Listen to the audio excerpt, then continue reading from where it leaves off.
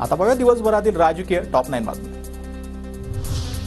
जिहादी लोकांना राज्यात शरिया कायदा लागू करायचा आहे, कायद्याचं पालन करा, परिस्थिती बिघडल्यास जिहादी जबाबदार, नितेश राणेंचा इशारा। कोणत्या समाजाला डोळ्यासमोर ठेवून टीका करत असाल तर चालणार नाही, नितेश राणेंच्या वक्तव्यानंतर अजित पवारांचा दम। जिहादी लोकांना राज्यात शरिया कायदा लागू करायचा आहे, नितेश राणेंचं वक्तव्य। नितेश राणेंसारख्या बेताल वक्तव्य करणाऱ्यांचा निषेध करण्याची राष्ट्रवादीमध्ये ताकद। सुनील तटकरेंकडून राणेंच्या वक्तव्यावरती रोष व्यक्त।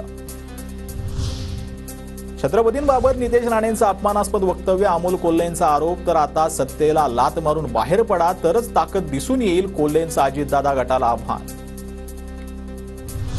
आम्ही मुंबई स्वच्छता मोहीम राबवली, काहींनी मुंबईची तिजोरी साफ केली, मुख्यमंत्री शिंदेंचा उद्धव ठाकरेंना टोला। तर कोणीतरी म्हटलं की शिंदेंनी ट्रॅक्टर चालवला पण बीच कॉम्बर आहे, आदित्य ठाकरेंवरही साधला निशाणा।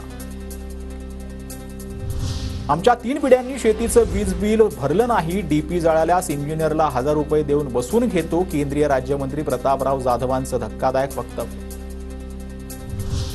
भाजपच्या हस्तक्षेपामुळे शिंदे गटाचे 4 खासदार पराभूत, मित्र बनून मानेवर सुरी लावल्याचं काम भाजपनं केलं, बच्चू कडूंचा आरोप। संजय राऊत म्हणजे शिवसेनेचे आकाशवाणी केंद्र, दिल्लीत तिसऱ्या पक्षाचं सरकार आहे असाही टोला।